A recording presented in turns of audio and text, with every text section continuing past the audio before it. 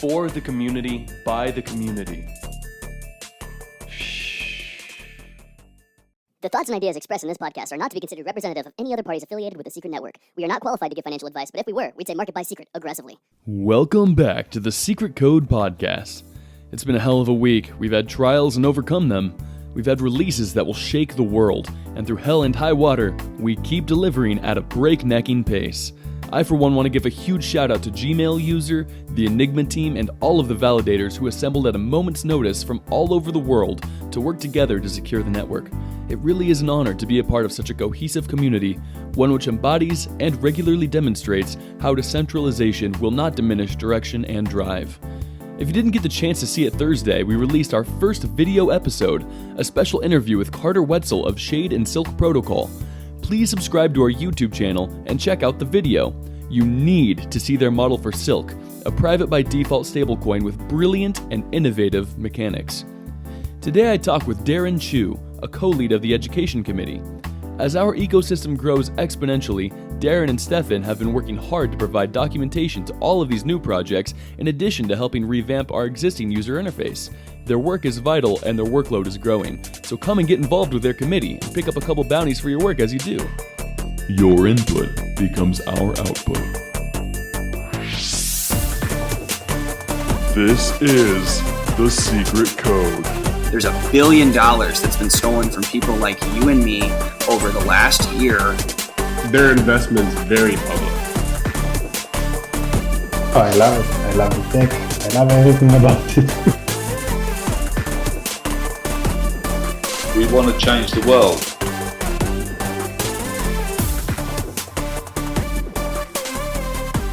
Welcome back to the Secret Code Podcast. I'm your host, Eric Weissman, and joined today by special guest, Darren Chu, the co-lead for the Education Committee in Secret Network. Darren, welcome to the show. Thanks, Eric. Thanks for having me. This is great. So, for starters, why don't you introduce yourself and describe yourself a bit to the audience?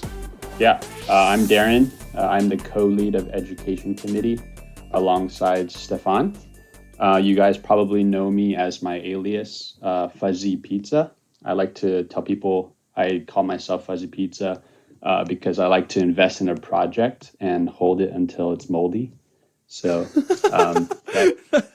previous experience, I worked at EY for about 5 years, manager for a lot of large-scale tech implementation projects.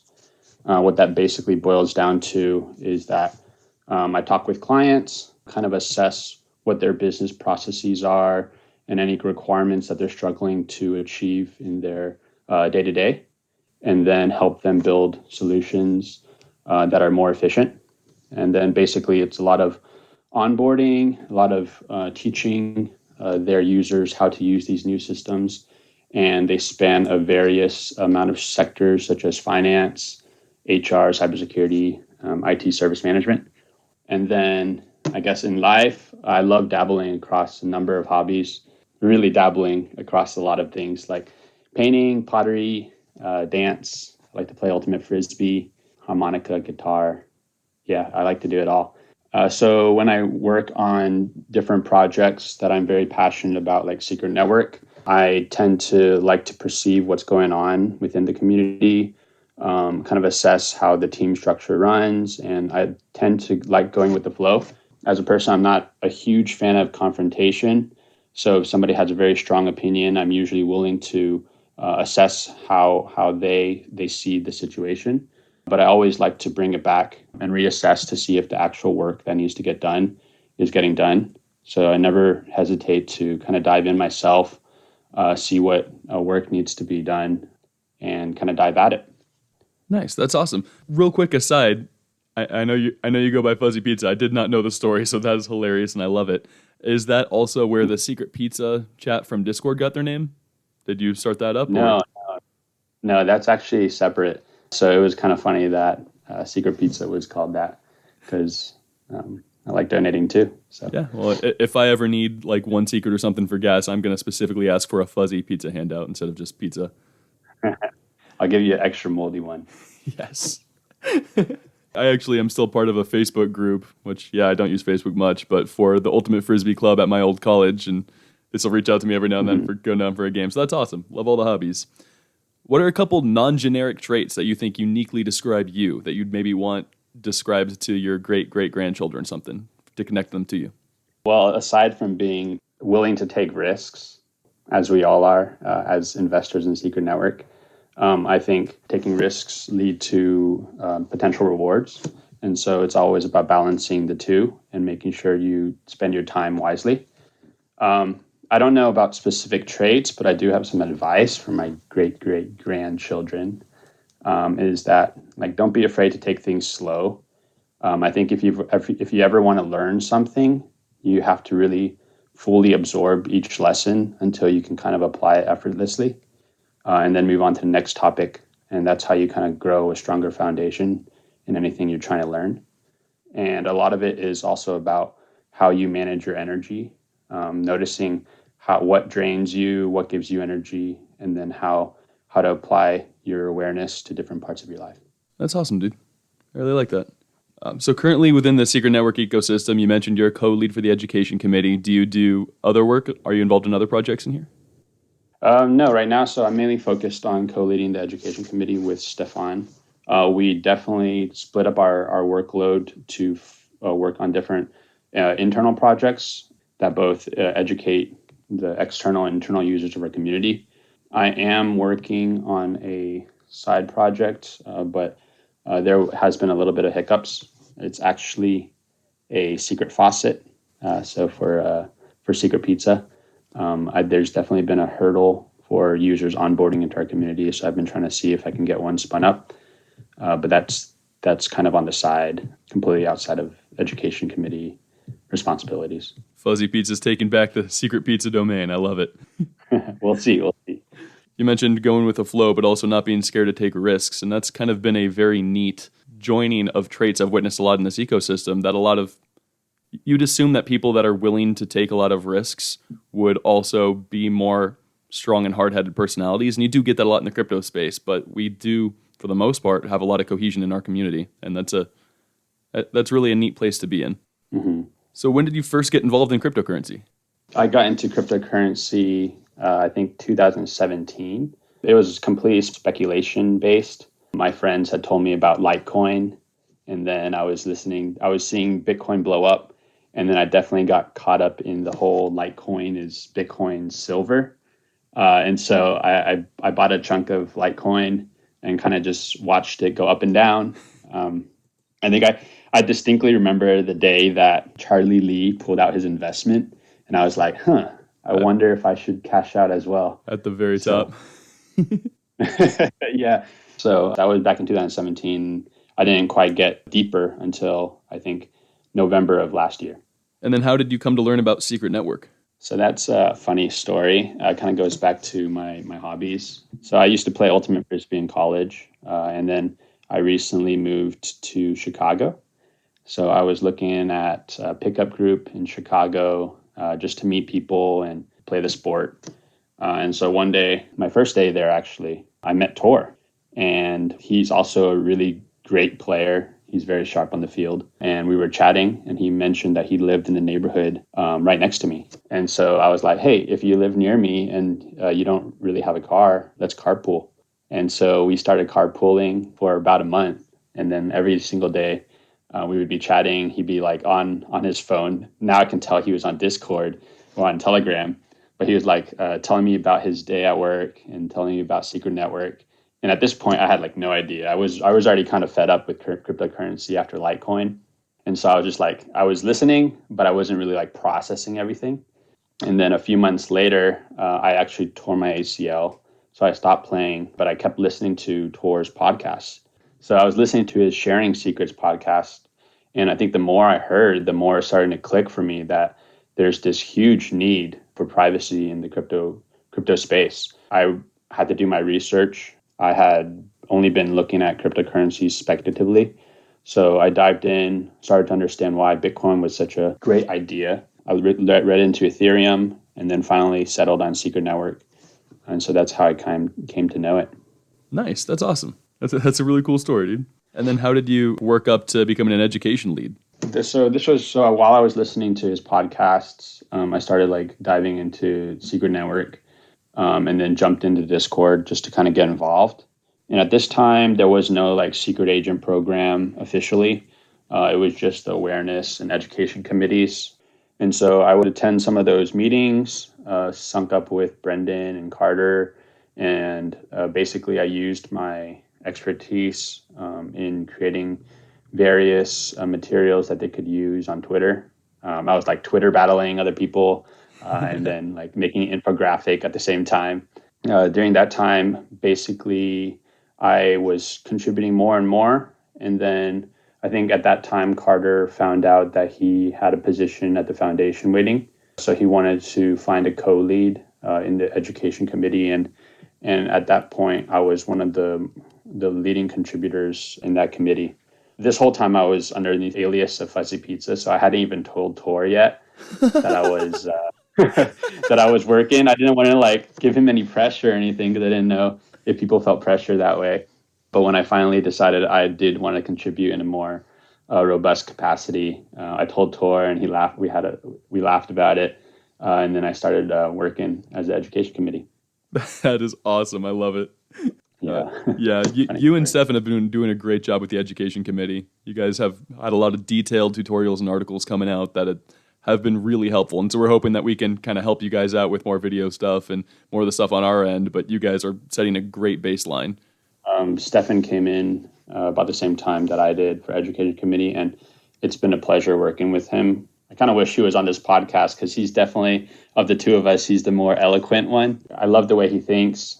He's a man of action, and I'm glad I got to work with him every day. Yeah, one of our first calls with you guys, he was talking about somebody else's platform and something that somebody else was building, and he never said never stuttered, just completely eloquently explained everything. I'm like, my God, I wish I was recording this right now. So we are really excited to have him on the show. We're actually going to have him on the show for not his education lead role, at least initially, but for something that he's building that we are very excited about. So we have touched base with him, and we're hoping that late October, early November, we have him on the show for something special.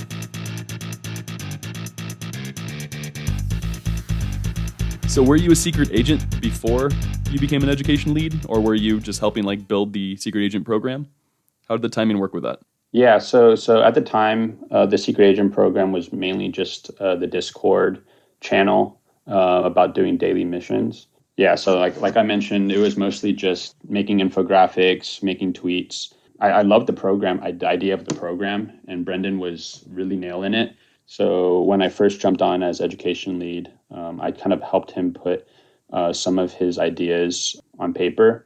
And so I helped him build the first iteration of Agents HQ, which was the central repository for agents to kind of view what missions there were to be completed, track their progress, and also a repository for all of our educational content that we could share as a community. Currently, right now, just to give them a plug, they're working on a second iteration of Agents HQ, mainly Brendan, John from design, and a couple other contributors.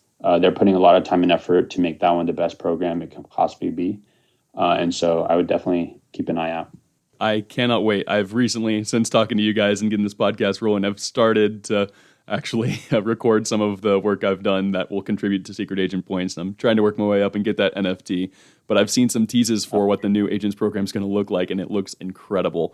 And I know my sister, who's recently gotten involved in the ecosystem, has been trying to contribute there because she's interested in design and awareness and that kind of thing. And she's absolutely loved working with John and Brendan. So I cannot wait to see what comes of that. But thank you for your contributions in building it. Yeah, I know. I think you guys are going to be really excited. It's going to be a big overhaul. Heck yes. What other committees do you guys like actively work with? So it's kind of like behind the scenes is kind of project by project. There's a lot of larger project going on at play. The agent program being one of them. I've been working pretty closely with John from design and Sandy from the website committee. I don't think he's no longer leading the website committee, but we work pretty closely with him to refresh the About page on the Secret Network website. So it took a lot of effort from our committee members, specifically Origo, to help with a lot of the text that went into that refresh. But basically what we were trying to do there was make sure that anybody coming onto the Secret Network website knew exactly what our value proposition was, why Secret Network is so important and novel, and also give them a kind of a taste of the large bucket of applications that we're capable of building. And so we worked very closely together. John helped me a lot with the design. Sandy, obviously, with his website team, was able to get it up and running. And so I love collaborating with those guys. I love it. I actually recently started working with Sandy a little bit. He's a cool guy, good at what he does. So yeah, we might not be running the website committee, but he's probably using that time even better by the stuff he's making. Oh, he's super busy. He's like on every project. So yeah, I'm curious which one you're working on with him. I bet you are. One that I can disclose is the CFI lottery. So I will be making a big awareness push for that pretty soon. But yeah, there may be more. All right. Questions in particular about your committee. What does a typical meeting look like? All right. So I'll give you a rundown as if I'm like leading the meeting, right? So typically we start with announcements, key topics and news from the week across the entire ecosystem, not just for education. This is to give our committee a well-rounded view of what's going on and what the main focuses are going to be in upcoming weeks. Then we jump down and highlight some key accomplishments from our community members, contributions, and we take this time to shout out anybody who's received a bounty reward for completing a project. We take some time then to go over any educational needs that people have identified just by hanging around in the Discord or the Telegram, seeing what questions pop up from new community members or just questions in general that feel like there's an educational gap. We like to take some time to identify these so that we can add new projects as we go along. And then we walk through our project board. We list out all of the different projects that the education committee is working on, from large projects to smaller projects. And then each project has a bounty in secret that we use to incentivize our committee members to help us work on these projects. And so we go over each of the projects, what they are, check on the status, and basically communicate open bounties that we're recruiting for. And then finally, we wrap up a committee session with an open forum, talking through open items, deep diving on larger projects, kind of brainstorming and just having a chat. Nice. And so this bounty program, this comes from your discretionary budget, correct? Yeah. So the discretionary budget only came when we were able to go on chain a few months ago. And so this past 3 months was our very first time being on chain with the bounty. We decided to raise that bounty actually going in on chain for this incoming 3 months. This is to further incentivize our participants. We really do value the work and effort that anybody has to contribute to our projects. And we've already rewarded a number of secret to key members of our committee. The asking for the raise, like I'm curious because I'm going to get into our committee soon, but was this because you guys had a lot of bounties that were being collected, or was it because you think that they needed to be higher bounties to get people involved? I think the latter. Okay. We do have a lot of projects that are out there that don't get picked up, unfortunately. This could be due to either not communicating our bounties as well as we could have, or that the incentives were a little lower on an hourly basis. And so what we decided to do this time was to raise that bounty as well as over-communicate it. So after every committee meeting, we like to post the top bounties that we're recruiting for, both on Discord and on Telegram. Nice. That's a super cool idea. Yeah, we just, for the Secret Swap Committee, which I'm a co-lead of, we just went on to CFI governance to try to get funding there, and we had set up a discretionary budget for kind of the similar things. And then we had a lot of people in the community saying like, hey, you're not asking enough for a discretionary budget. That should be bigger. We need to be rewarding the community. But I've sat on your guys' meetings. I've sat on the design meetings and whatnot, and you guys are doing great stuff. And then even in our committee meetings, it's a lot of the people that show up are just kind of quiet and not actively contributing. So we're like, we'll ask low at the beginning, and then we can always raise it later on if we do get the involvement we're hoping for. But yeah, we need audience members more involvement in the community. So these meetings are publicly open and available in our Discord, which you should be a part of. Get a part of our Discord, and they're held in meeting room 1. What time is your guys' meetings each week? Our meetings are Thursdays, 10 a.m. CST. I don't know what time that is. 3 p.m. Europe. UTC. 3 p.m. UTCs. Thank you. But yeah, feel free to drop in. I would love to hear from new people. We definitely could use the help. And so Yeah, you guys, we got bounties ready for y'all. you guys certainly have your hands full. So if you're thinking about dabbling in, see what bounties are available. Go write an article, make a infographic or something, and get paid for your work immediately. That's super cool. I like your guys' setup, and I hope we get more involvement from it. And what is your vision for the education committee moving forward? Any future milestones you guys are looking towards, or just hoping that things get easier and more information's available? I guess we do produce a variety of content, spans written content, video content, both long and short form. We have larger scale projects that are more short term for immediate product pushes. So we have a lot of different projects that we work on. But I think the main 3 themes that we're focusing on right now is one, to kind of fix the front door. Number 2, create a single repository for our in-depth community-driven content. And then 3, identify processes that are needed for improvement. So I'll go a little bit into each of one of those. First, fix the front door.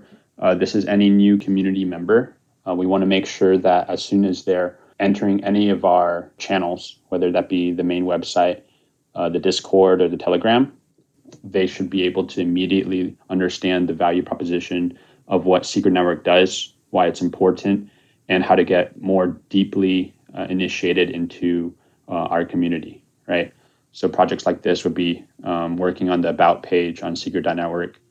Stefan's working on a really good starter kit for new community members that can be shared across the more fluid streams of communication. And then consistently working with the design committee to get these streams as intuitive as possible, right? Number 2, single repository for in-depth content. So a lot of our initial content was hosted on the old Agents HQ site. We're currently doing a content migration onto docs.secret.network. That's still underway, but what we kind of see this as is an internal wiki that kind of walks through every aspect of the community, of what you can do, different guides, tutorials. We currently have this stored on the Medium site while we are working on migrating to docs.secret.network. But having a single repository for this content is important because people who want to get more and more involved, they need to know where to go to get the information that they need to contribute. And then finally, process improvement. This is something that Stefan and the foundation is working really heavily on. This is iterating on internal processes and documenting kind of like the meta processes on how to get involved within the community. A lot of this information has been documented recently, and we're still working on documenting new processes, especially with a decentralized organization. Our strength has to come from our community, and that means that our community also needs to know what is the most efficient way to navigate around our ecosystem. That's a little bit of a contentious topic because everybody wants to iterate the process. And that's definitely something we would like to hear from our community is what processes are going well, what processes are not going well, and understand where we can improve. Awesome. About the repository, is it public for the community to see? So right now we have a lot of our content on HQ and on medium.com. We set up a new Secret.network Medium. We're storing that. All the content right now is in those 2 areas. And so we're migrating to docs.secret.network. In a while, I think it'll be all on docs.secret.network. But for now, you need a viewing key. Let's look into the viewing key. The question isn't why do you have to make one on Secret Network? The question is why don't you everywhere else?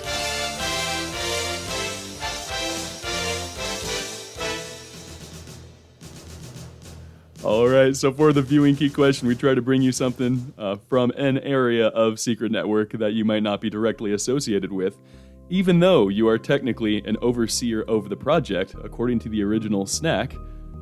And that project is the Secret Code Podcast. Ooh. Doing a self-plug for this one. So, we have now finished 10 episodes. You are episode 11. What has the reach of the Secret Code Podcast been? We started out as just a podcast, now we're on YouTube, and we have a bunch of new materials coming soon, starting this week. So, is it A, 500 unique downloads and 300 YouTube watches? B, 800 unique downloads on Libsyn and 500 YouTube views. C, 800 unique downloads on Libsyn and 700 YouTube watches.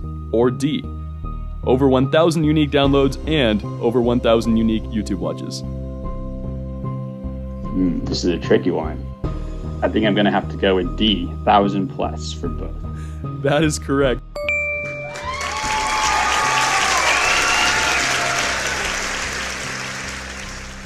Ten episodes in, the YouTube channel's pretty new, but we're up to 1,179 unique downloads on Libsyn and over 1,000 YouTube watches and climbing. So as the last couple weeks, our Libsyn numbers have been about the same, but our YouTube numbers are going up quite a bit. And yeah, we're averaging over 200 watches an episode, so that's pretty cool. Man, I have to give you guys kudos. You guys are really kicking ass with this. You guys are the very first few snacks that were submitted and approved. And honestly, you guys have been doing a tremendous job. I think awareness for Secret Network is really indebted to the amount of work you guys do. So thank you so much, Darren. I appreciate it.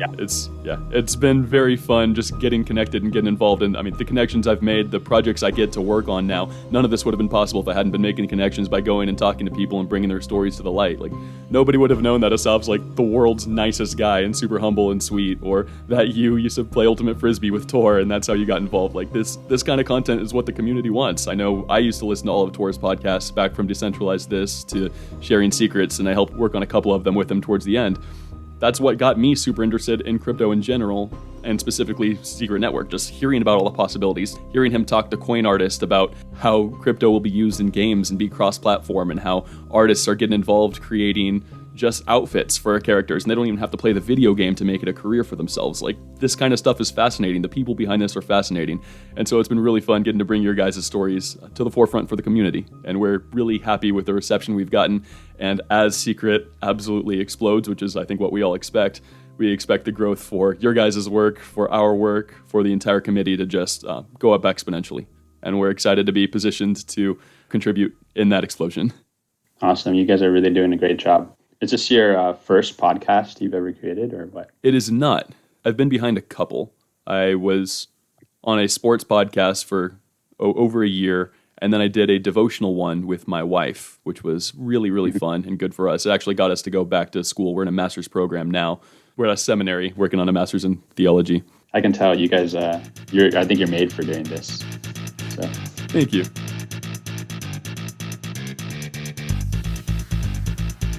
All right, segueing back into your role as an educator in the ecosystem, can you talk a little bit about education on privacy as a whole? That's pretty complex. I think there's a lot of large companies like Apple, like Google, and a lot of nations like through like their legal system, through GDPR, California through CCPA. A lot of people are starting to recognize that data privacy is more and more important for user security. However, I think education on privacy for the average person, it's a little bit hard to communicate across, because I don't necessarily think a lot of people even know that there is issues with their data privacy. And even if they are directly affected, like they were for the Experian data leak, a lot of people still either don't know that they're directly affected or they don't care enough.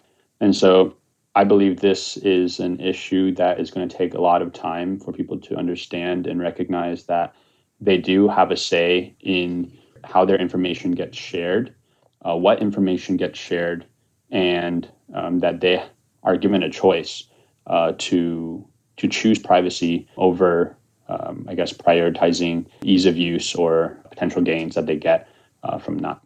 And when you guys write your educational material that's for a broader audience about Secret Network, do you guys try to approach it from a perspective on how privacy is important and then bringing smart contracts to it, or rather how like smart contracts are important and how privacy makes them better?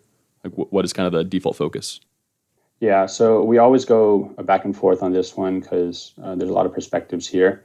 In my personal opinion, I think our resources are best spent educating people who are already in the blockchain space, who are looking for a privacy solution for smart contracts, right? Because blockchain is already so niche, and privacy within blockchain is even more niche. In order for us to really stand out, we need to become synonymous with privacy as kind of Monero already is for private transactions.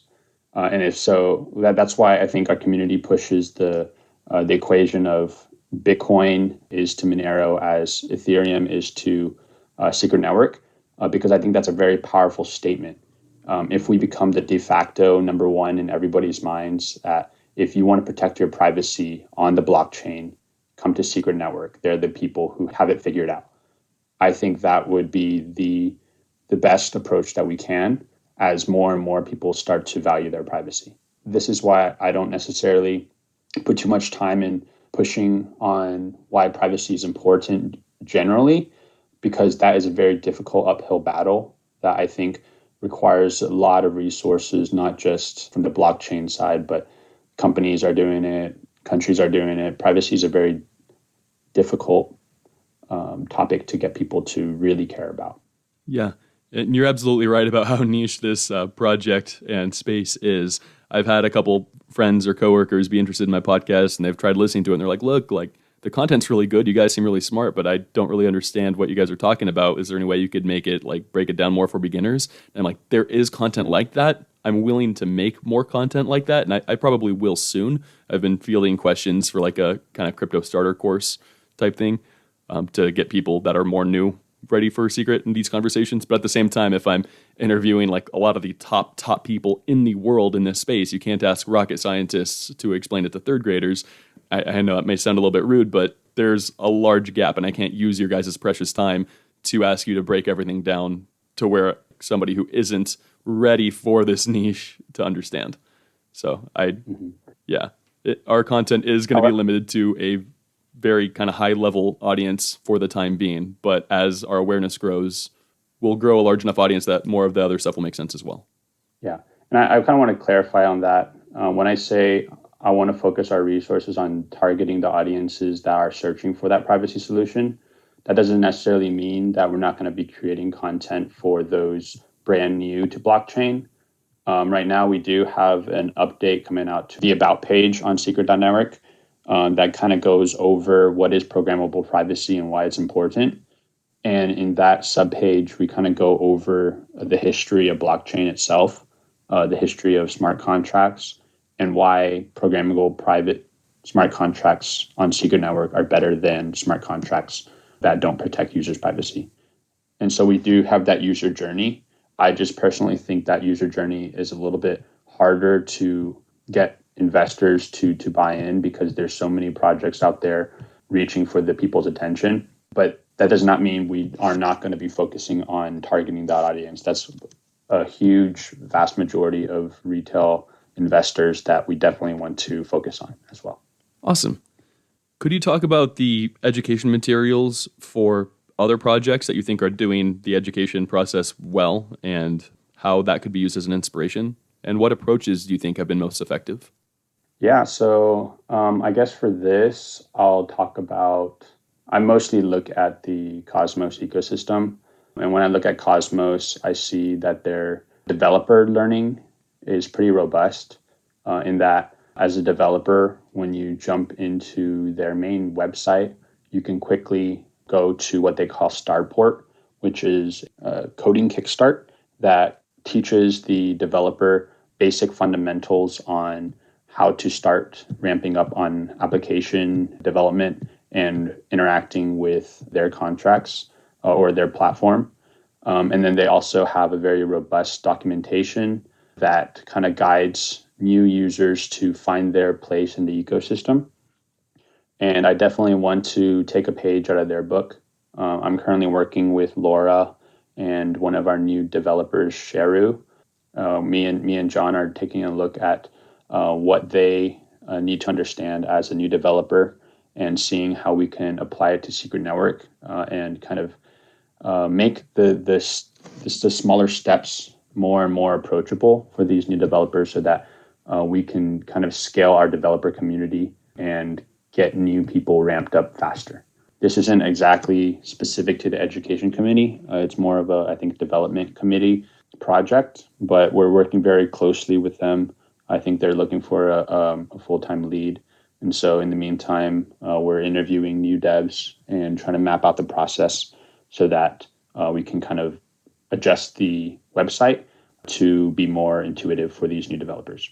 That is an excellent perspective, specifically showing that like we don't need to just make this educational stuff available to other people in crypto or to new people.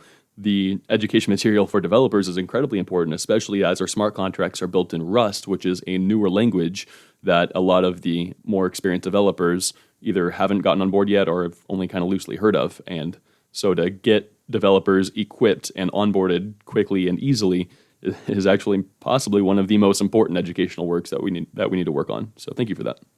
Right. And just to kind of add to that a little bit, Rust programming language, it's definitely different than Solidity, which is what smart contracts are written in for Ethereum. But after talking with a number of devs, you don't actually need to understand all of Rust to be able to start developing secret smart contracts. And so if any developers are listening to this and they kind of hesitate a little bit because they don't necessarily know Rust, I would encourage you to jump into development committee and kind of get ramped up directly with secret smart contracts, because there is a learning curve, but it may not be as high as you may think.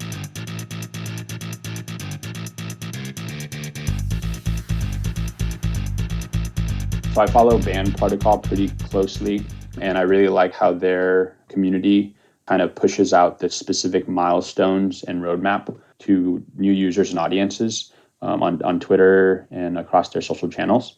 And Stefan has done a tremendous job along with Secret Foundation on publishing our first iteration of our secret ecosystem roadmap. And I think that's the very first glimpse that we've gotten as a community of a roadmap that robust. I want to continue seeing that built out. And I fully believe that Stefan and the Secret Foundation, they are going to keep on ramping up on this front. But I believe Band Protocol does a really good job here. And I think it's very useful as an investor to see what's coming up and get hyped and excited that our ecosystem is growing and that we have so many projects and applications that are being built that they can't help but be positive. Yeah, and it's growing exponentially, and you guys did a wonderful job with the roadmap. It looks beautiful. It's incredibly informative, and I know Ethan and I with the Secret Swap Committee are actually going to reach out to you pretty soon and add some things, because there's, like I've said, there's always 30 plus things being built, but there's always more. And so we'll try to get even more information to you guys about stuff that's upcoming on our behalf. And it's incredibly exciting. The last several years has been talking about, in theory, what could be built on Secret that couldn't be built everywhere else. And now we're actually seeing it. Now Fartles is in beta, Ultramail is in beta. Like, all of this stuff actually exists now. And it's so wonderful to kind of see just our community's collective visions coming to fruition and knowing what that's going to mean for like us personally, financially, but also what it's going to mean for the world. Yeah. No, and then to kind of loop this back to earlier when you were asking about education on privacy as a whole, my perspective is that these applications that can only be built on Secret Network, this is what's going to bring Secret Network the biggest traction. Because when you build something like a lottery, or you build something like a secret NFT that protects metadata, and those specific applications gain a lot of traction and people understand the utility of Secret Network, that's when I think really things are going to explode, and people are going to it's going to click in their mind how powerful Secret Network is and why, as an ecosystem, we can do unlimited potential for the things that we can build. Absolutely. You mentioned working on a secret faucet. Is there anything else you're kind of building or working on outside of this? Yeah, we have a number of projects that we're working on. We try to be product focused. When things come up, we're always ready to go. As for things outside of Education Committee and the Secret Faucet, I think that's mostly what I've been working on. And I know Stefan is working on his own NFT game, so to plug that. Very cool. So why don't you give a call to action for the audience? How can they get involved and help your efforts with educating people on Secret Network? Where can they join, follow, and reach out to be a part of the committee and to grow their involvement within the Secret Network community? Great. So Thursday, 10 a.m. CST, 3 p.m. UTC, we have our Education Committee meeting. Anybody feel free to join. We try to build content that educate new users and internal community on how to navigate our ecosystem. We also have office hours on Mondays at 1 p.m. CST. This is where me and Stefan, jump in a call, and anybody can join us, ask us questions, get to know us. We would love to have you. Feel free to drop in. We would love to hear from you guys. Very cool. And more for you personally, how can people reach you? Your Twitter, Telegram? People can reach me on Twitter. I go by fuzzypizza, Fuzzy with 3 Z's, Pizza. I go with 3 Z's because the one with 2 Z's got taken. So you can reach me on Twitter. And I can also follow Stefan. He goes by Dumdydum on Twitter as well. And so you can follow the two of us. We like to shout out our committee's progress, whether that's an infographic, an article, or just field questions on Twitter if people have questions. And so definitely join us. And we look forward to hearing you guys in the community. I look forward to being at your next meeting. Love what you guys are putting out. Those are all the questions we have for you today. Do you have anything else you'd like to add or any questions for us? No, I think this was a great one. Appreciate you again for doing this. All right, Darren, thank you so much for coming on the show, man. It was a pleasure talking to you. Love the stories. Love everything you guys are doing. And looking forward to a secret faucet, too, especially with the Monero Bridge and more bridges coming out. That's something that can be incredibly useful in getting people directly involved in secret DeFi, which, as the Secret Swap Committee lead, is something I care about very much. So, all right. Thank you, Eric. Thank you for deciphering the secret code. For the community, by the community. New episodes every Sunday. Secret Sunday.